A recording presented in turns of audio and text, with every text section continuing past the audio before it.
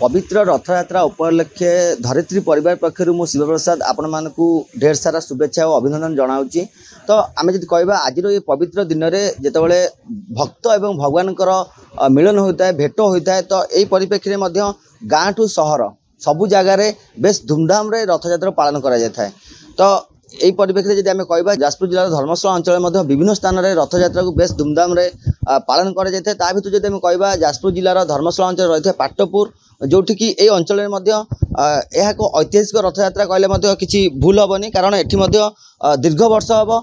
शह शह वर्ष हम एठार धूमधाम रथयात्रा पालन करा किंतु पाखापाखि 3 वर्ष हम यही स्थान में जो स्थान बर्तमान मुझे से सीधासल चित्र किसी मुझे देखेबी जो पाखापाखि सबु समय रथयात्रा आसले श्रद्धा मानकर भक्त मानकर हजार हजार संख्यार ये आसिक भिड़ जमु थाए भगवान को भेट करा से आसता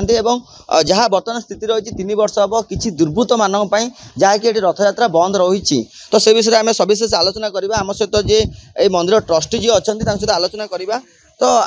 कौन कि भाव कौन गला टी प्रथम आप परिचय दिखाँ। मो ना विनोद कुमार दास ट्रस्टी एटा हेरिटेज अनुष्ठान रथयात्रा आपंकर नवेम्बर 2022 मसीहा नवेम्बर 11 तारिख राति दुर्वृत्त मैंने मूर्ति अष्टधातुर 6टी मूर्ति चोरी कर जो ठाकुर चलती प्रतिमा जो प्रतिमा नहेले ठाकुर कुआड़े अग्रगति हो पार ना तेणु माने चलती प्रतिमा आगे गले ठाकुर बाहर तेणु बर्तमान आम मेलन झुलन रिचुआल फंक्शन मान पर्टिकुलाली रथ चंदन जो बड़ बड़ फंक्शन पूरी भड़ी विभिन्न फंक्शन ये 12 मास 13 यात्रा हुए किंतु जो चलती प्रतिमा नहांती तेणु सब फंक्शन प्राय बंद रोचे केवल स्नान यात्रा छाड़देला चतुर्धामूर्ति स्नान करते तेणु स्नान होती आपको छाड़े प्राय सबू फंक्शन बंद रोचे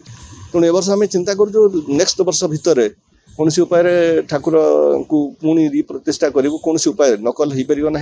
मूर्ति आसवे तापर फर्दर आम पुनराय आम जहाँ रिचुआल फंक्शन थिला ता चलियो। जाजपुर जिलार सबुठु बड़ रथ कहले आम पाटपुर मठर बलदेवीजूर रथ आपर जाजपुर जिलार आउ द्वितीय रथ किसी ना जहाँ अलग जगह जो सब रथ हो सब माने ये हूँ आमर बहुत पुराणा रथ आउ महंत द्वारा भी प्रतिष्ठित हुए बहुत पुराणा रथ ये बहुत आघात आज्ञा प्रशासन को ये निवेदन करूँ जे तांक द्वारा जो लोक धरा पड़े मानी जे आम मूर्ति नहीं बोली से विकास यादव किए उत्तर प्रदेश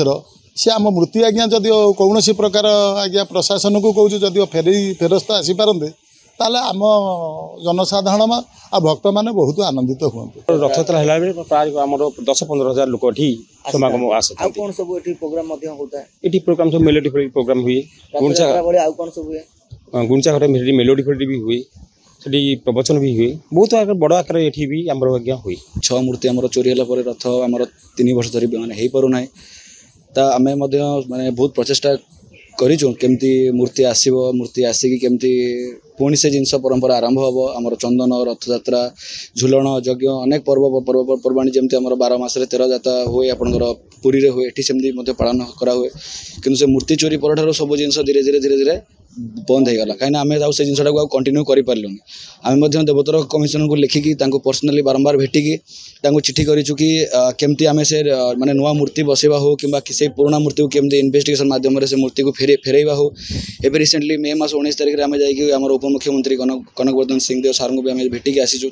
जनईकी आसीचु ए विषय में मुख्यमंत्री हूँ कि उपमुख्यमंत्री हूँ आम जाजपुर एसपी आमर सेंट्रल डीआईजी समस्त रिक्वेस्ट या कि ए मैटरटा को ये आमर ऐतिह्यर जिनस आम नुआ मूर्ति जिते बसले भी आम 6टा अष्टधातु मूर्ति जिनसा से केवे कंपेनसेट कर आज्ञा देखो आम तो से मूर्ति को केवे आकलन करी नथिलु कहीं आम बहुत आंसेस्ट्राल जिनस तेणुक आम जो जानिलु माने ओवर पीरियड ऑफ टाइम आम जब तार भैल्युएसन धीरे धीरे धीरे धीरे जानापी पाइलु तार मूल्य आनुमानिक 10 कोटी ऊर्ध्व हम जहाँ शुणुले सीधा सड़क जो मैंने रही स्थानीय बासिंदा हूँ मंदिर ट्रस्टी हूँ एवं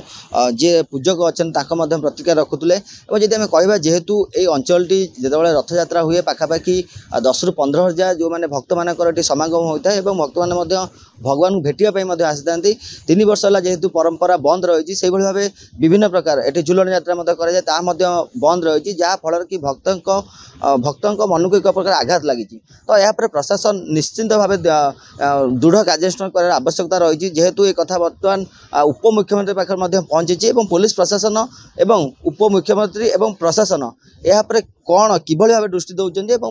ଯେଉଁ ପୁରାତନ ମୂର୍ତ୍ତି ଚୋରି ହେଉଛି ତାକୁ କିଭଳି ଭାବେ ଧରିବା ସକ୍ଷମ ହେଉଛନ୍ତି ତାହା ଦେଖିବାକୁ ବାକି ରହିଲା। ଯାଜପୁର ଶିବପ୍ରସାଦ ମହାନ୍ତି, ଧରିତ୍ରୀ ଲାଇଭ୍।